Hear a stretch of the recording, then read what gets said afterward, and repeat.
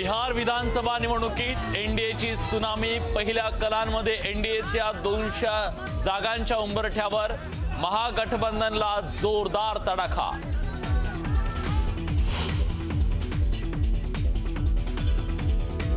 बिहारमध्ये भाजपच मोठा भाऊ, तरीही नितीश कुमारांच्याच गळ्यात मुख्यमंत्री पदाची माळ पडण्याची शक्यता।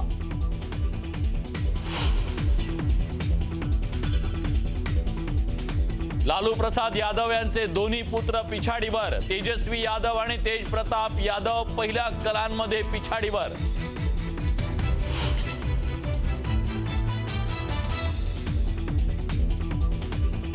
चिराग पासवानांच्या लोजपाची बिहारमध्ये मुसंडी।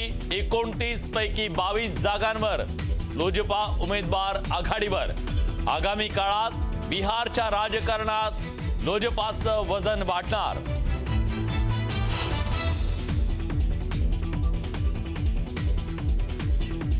बिहारमधील जनतेचे आम्ही आभारी। पंतप्रधान मोदी आणि नितीश कुमारांच्या संकल्पावर जनतेनं शिक्कामोर्तब केलं। महसूल मंत्री चंद्रशेखर बावनकुळेंची बिहार निवडणुकीच्या विजयावर प्रतिक्रिया।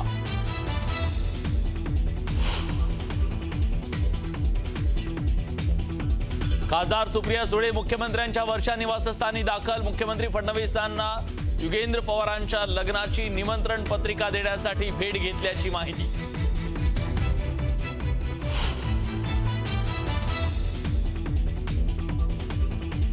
पुण्यातील नवले पुलावर झालेल्या अपघात स्थळाची केंद्रीय राज्यमंत्री मुरलीधर मोहोळ यांच्याकडून पाहणी। जखमींच्या कुटुंबियांची केली विचारपूस।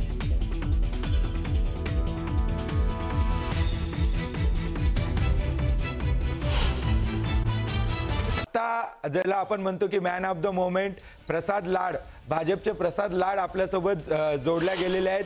भाजप एक मोठं यश मिळवताना दिसतंय आपल्याला, एनडीएची सत्ता येताना दिसतंय। प्रसादजी, 74चा आकडा एक्झिट पोल कालपर्यंत टीका होत होती, ते खरे होताना दिसते। तुमच्या अपेक्षेपेक्षा जास्त यश मिळताना दिसते। आनंदी आहात, खुश आहात, मुख्यमंत्री तुमचा होणार आहे, खूप सारे प्रश्न आहेत। पहिली प्रतिक्रिया प्रसादजी।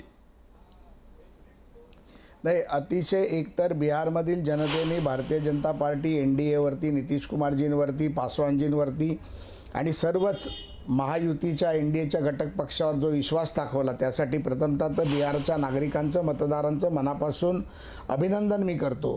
आणि हे संपूर्ण जे यश आहे हे देशाचे सन्माननीय पंतप्रधान नरेंद्रजी मोदी असतील आणि ज्यांनी तिथे सातत्याने बसून ही युती घडवून आणली, भाजप असेल, नितीश कुमारजी असतील, चिराग पासवानजी असतील, यांच्याबरोबर एक मोड बांधण्याचं काम केलं आणि संपूर्ण निवडणूक ही बिहारमध्ये बसून एक रणनीती आखली। त्या अमित शहाजींचं हे यश आहे, राष्ट्रीय अध्यक्षांचं यश आहे, बिहारमधल्या भाजपाच्या पदाधिकाऱ्यांचं यश आहे। आणि मला वाटतं की ज्या पद्धतीमध्ये नितीश कुमारजींची एक प्रतिमा त्या बिहारमध्ये आहे, निर्माण झाली आहे, त्याचं यश आहे। आणि काँग्रेसचं आणि लालू प्रसाद यादवच्या भ्रष्टाचाराचा हे अपयश आहे, हे माझ्या पहिल्या प्रतिक्रियेतनं मी आपल्याला सांगू इच्छितो। नक्की प्रसाद लाड, आणखीन एक प्रश्न तुम्हाला थेटच विचारतो, कारण अर्थातच जरी बिहारची निवडणूक असली तरी आपल्यासुद्धा राज्यामध्ये स्थानिक स्वराज्य संस्थांच्या निवडणुकांचं बिगुल वाजलेलं आहे आणि या सगळ्या विजयामुळे तुमच्या इथल्या महाराष्ट्रातल्या कार्यकर्त्यांचं मनोबल वाढलं आहे असं तुम्हाला वाटतं का? आणि खास करून मुंबईमध्ये जिथे खऱ्या अर्थानं उत्तर भारतीय मतांची जी मुंबईमध्ये सगळ्यात भिस्त असते राजकारणावरती मुंबईच्या, तिथे तुम्हाला आता थोडीशी म्हणजे शांतता लाभली असं तुम्हाला वाटतंय का? नाही, मी एक गोष्ट तुम्हाला फार स्पष्टपणे सांगतो की भारतीय जनता पार्टी बिहार असो, मुंबई असो, महाराष्ट्र असो का पश्चिम बंगाल असो, संघटनात्मक दृष्ट्या संपूर्णपणे ताकदीने निवडणूक म्हणून निवडणुकीच्या पद्धतीमध्ये उतरते। आणि हे करत असताना आम्हाला दोन गोष्टी फार लक्षात असतात की विजयाकडे वाटचाल करायची आणि तो विजयाचा जो गुलाल आहे तो उडवण्यासाठी संघर्ष करायचा। निश्चितपणे बिहारमधल्या निवडणुकीच्या निकालानंतर एक महाराष्ट्रात, मुंबईत राहणाऱ्या उत्तर भारतातील, बिहारमधील आणि संपूर्ण देशातील जनतेचा एक विश्वास भारतीय जनता पार्टीवरती आहे हे सिद्ध झालं। आणि मुंबई महापालिका आम्ही जिंकणारच होतो, कारण माननीय राज्याचे मुख्यमंत्री देवेंद्र फडणवीसांनी मुंबईमध्ये जे काम केलं आहे, मग ते इन्फ्रास्ट्रक्चरच्या बाबतीत असेल, शैक्षणिकच्या बाबतीत असेल, महिला सुरक्षांच्या बाबतीत असेल, अनेक गोष्टी त्यांनी ज्या पद्धतीमध्ये काम केलं आहे, हे काम करत असताना महाराष्ट्रातली मुंबईतली जनता त्याला कंपॅरिझन जेव्हा करते तेव्हा त्याच्या लक्षात येते की मुंबई महापालिका जर आम्ही भाजपाच्या महायुतीच्या हातात दिली तर निश्चितपणे ट्रिपल इंजिनचं सरकार आलं तर अजून मुंबई सुखरूप होईल, अजून मुंबई चांगली होईल आणि मुंबईचं एक प्रारूप बदलण्याचं काम होईल. त्यामुळे मुंबईचा विजय आमचा निश्चित आहे. मुंबईच नव्हे तर नवी मुंबई असेल, ठाणे असेल, अंबरनाथ बदलापूर असेल, वसई विरार असेल, नागपूर असेल, संभाजीनगर असेल, पुणे असेल, पिंपरी चिंचवड असेल, नाशिक असेल, अनेक महानगरपालिका आणि जिल्हा परिषदामध्ये महायुतीचा विजय झालेला आपल्याला पाहायला मिळेल. प्रसादजी, एक मुद्दा याच्यात असा आहे, तुम्हाला यश चांगलं मिळालंय, पण त्याची दुसरी एक बाजू आहे या यशाची, ती म्हणजे बिहारच्या जनतेनं तिथल्या जे स्थानिक प्रादेशिक पक्ष आहेत ना त्यांना पण खूप ताकद दिलेली आहे. मग ती JDU असेल किंवा RJD असेल, दोन्ही पक्षांना बघा तुम्ही चांगली ताकद दिली आहे. काँग्रेस कमजोर झालेला आहे. अशा परिस्थितीमध्ये तुमच्या समोर देशामध्ये आता काँग्रेसपेक्षा स्थानिक प्रादेशिक पक्ष हेच कडवा आव्हान आहेत का, आणि मुंबईत सुद्धा तेच असणार आहे का? नाही, पाहिलं तर तुम्ही प्रादेशिक पक्षामधला सर्वात ताकदवर पक्ष जो शिवसेना आहे तो आमच्या बरोबर आहे. राष्ट्रवादी काँग्रेस पक्ष आमच्या बरोबर आहे. त्यामुळे उरलेले जे प्रादेशिक पक्ष आहेत हे लोणचाला चाटण्या इतकेच राहिलेले आहेत. त्यामुळे तुम्ही उभाटाच्या बाबतीत म्हणाल, मनसेच्या बाबतीत म्हणाल तर यांची शक्ती आम्हाला कुठेही महाराष्ट्रात दिसत नाही.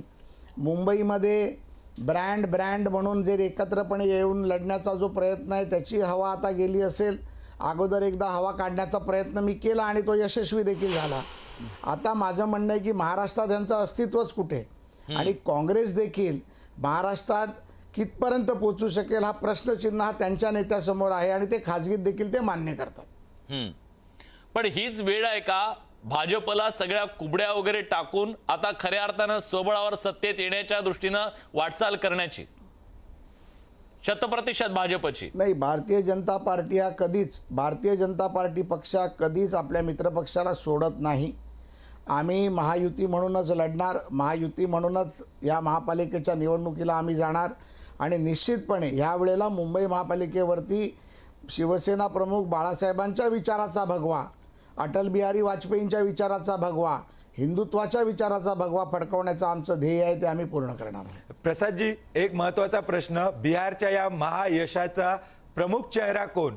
नितीश कुमार, नरेंद्र मोदी? या यशाचं सर्वात मोठं श्रेय तुम्ही कोणाला द्याल?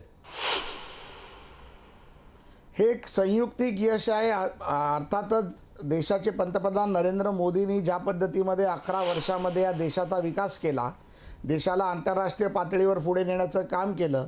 ज्या बिहारला पूर्वी जंगलराज म्हणायला जायचं, त्या बिहारमध्ये आज अनेक उद्योग, अनेक विकास, अनेक रस्ते, रेल्वे, मेट्रो, मोनो, अनेक गोष्टी तिथे येत आहेत. यामध्ये माननीय देशाचे पंतप्रधान नरेंद्र मोदीजींचा निश्चितपणे हात आहे.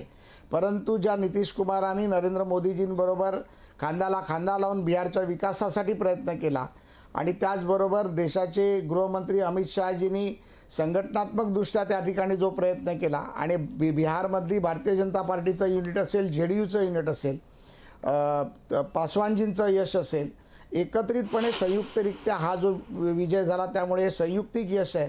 पण त्यामध्ये निश्चितपणे अनेक महिलांसाठी योजना आणणारे नरेंद्र मोदी या विजयाचे शिल्पकार आहेत असं मला वाटतं. मंदार सर, आता पूर्ण विश्लेषण तुम्ही ऐकलं, यातला किती भाग तुम्हाला पटला? कुठे ना कुठे नितीश कुमार यांना 100% किंवा 80% न देता श्रेय 50-50% भाजप थांबले, हाच फॉर्म्युला मुख्यमंत्री पदासाठी असू शकतो? प्रसादजी सांगणार नाहीत, तुमचं काय विश्लेषण? नाही, मला तरी असं वाटतं की आता तशी किमान भाजपतला जो तिथला स्थानिक जो काही कार्यकर्ता आहे त्यांचं सुद्धा मनोबल अशा अर्थाने वाढलेलं आहे. त्यांनी स्वतः काम इतके काही काळ केलेलं आहे आणि बिहारमध्ये भाजप स्थिरावलेलं आहे. आणि अशा वेळेला अशा प्रकारची महत्त्वाकांक्षा असणं कुठल्याही राजकीय पक्षासाठी काही गैर नाही. आणि त्या अर्थाने जर बघितलं तर तशा प्रकारची मागणी येणाऱ्या काळात होईल. कदाचित सुरुवातीला फॉर्म्युला काहीतरी केला जाईल, कदाचित 2.5 वर्षाचा फॉर्म्युला केला जाईल. पण तोपर्यंत आत्ता जर बघितलं तर भाजपची संपूर्ण एक प्रकारे पकड जी आहे ती बिहारवरती स्पष्टपणे दिसते, आणि ती पकड बिहारच्या राजकारणावरती आता भाजपनं मिळवल्याचं या आकड्यांवरनं सुद्धा स्पष्ट झालेलं आहे. एकदा ब्रेकिंग सांगूयात विलास, काय परिस्थिती आहे सध्या बिहारच्या निकालाची? बिहारच्या जनतेचा कौल सध्या NDAच्या बाजूने स्पष्टपणे जाताना दिसतोय. खरं तर हा फक्त विजय नाहीये, तर तो आताचा जो कल आहे तो विजयात रूपांतरित झाला तर त्याला लाट म्हणावी लागेल, आणि ही लाट आहे नितीश कुमार यांची. तेज प्रताप यादव 4थ्या स्थानावर घसरलेले आहेत. बंड फसलेला आहे आणि ही यादवी त्यांच्या मुळावर उठलेली आहे, त्यांच्या राजकीय कारकिर्दीवर उठलेली आहे. तेज प्रताप यादव यांनी घरात आईवडिलांच्या विरोधात, भावाच्या विरोधात बंड केलं, स्वतःचा पक्ष हे केला, पण स्वतः सुद्धा निवडून येऊ शकले नाहीयेत. जनशक्ती त्यांच्या मागे असल्याचं दिसत नाही. हा त्यामुळे तेज प्रताप यांचं बंड जे होतं ते सपशेल फेल ठरलेलं आहे. सिंपती कुठे ना कुठे त्यांना मिळेल असं बोललं जात होतं.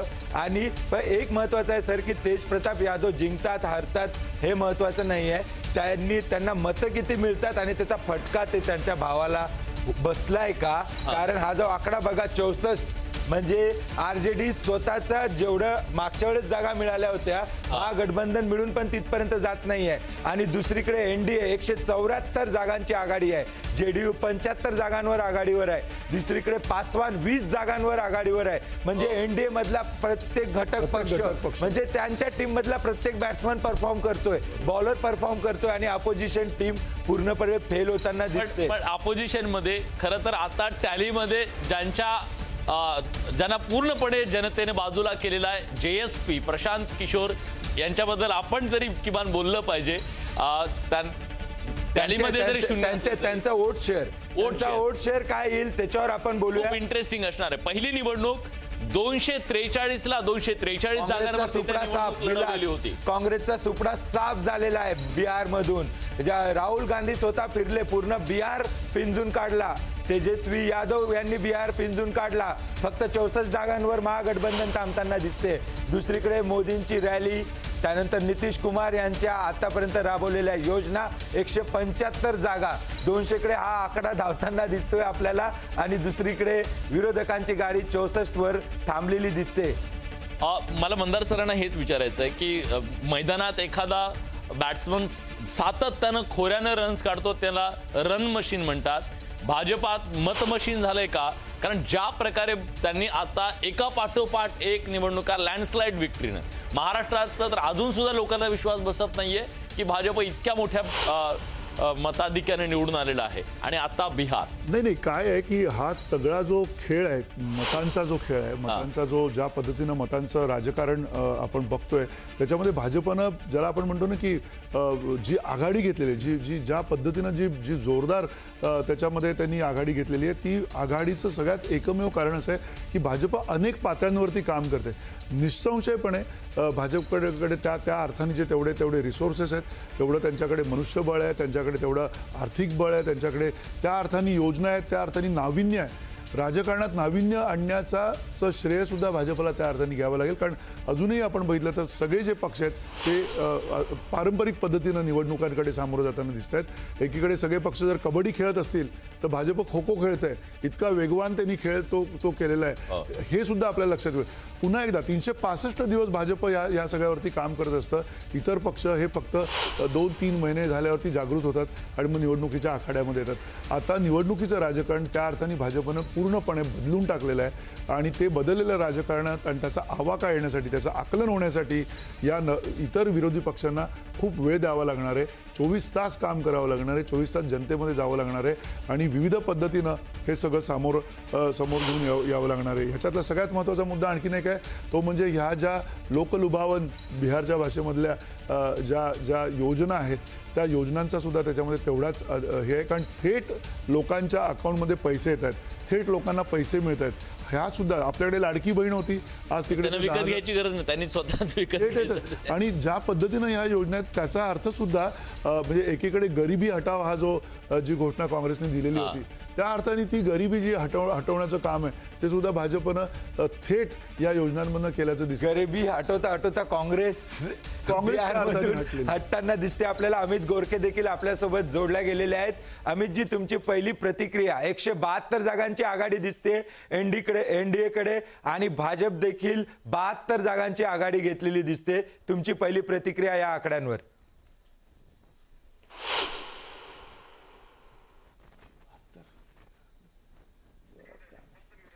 म्यूट आहात, तुमचा आवाज येत नाही, अनम्यूट करा तुम्ही.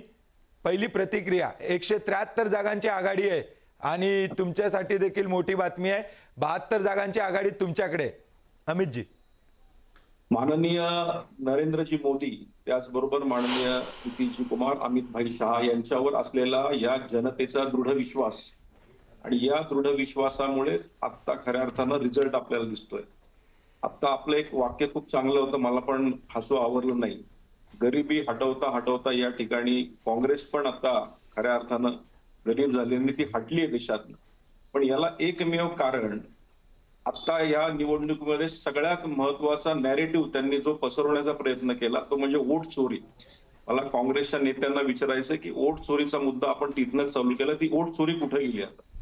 आणि अशा प्रकारचे वेगवेगळ्या पद्धतीने याच्या आधीही नॅरेटिव्ह त्यांनी सेट केले होते. पण बिहारच्या मतदानामध्ये खास करून महिलांनी ज्या पद्धतीनं त्या ठिकाणी आपल्याला मतदान केलेलं दिसतंय आणि आपण जर खऱ्या अर्थानं या मागच्या काही वर्षांमध्ये जे काही मुख्य विकासाचे मुद्दे असतील, मग त्याच्यामध्ये खरं तर जेपी गंगापथ हा विषय असेल, कच्ची दर्गा पूल असेल, पूर्णिया विमानतळ उभारणी असेल किंवा नवीन एक्सप्रेस, 7 नवीन एक्सप्रेस आहेत.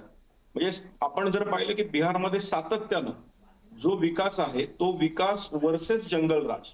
आपण बिहारच्या निवडणुकांमध्ये पाहिलं की मागे जे जंगलराज परत येऊ नये अशी लोकांना भीती वाटत होती आणि मागचे दिवस त्यांना नक्कीच आठवले असतील की त्या काळामध्ये नेमकी काय परिस्थिती झाली आणि आता काय परिस्थिती आहे.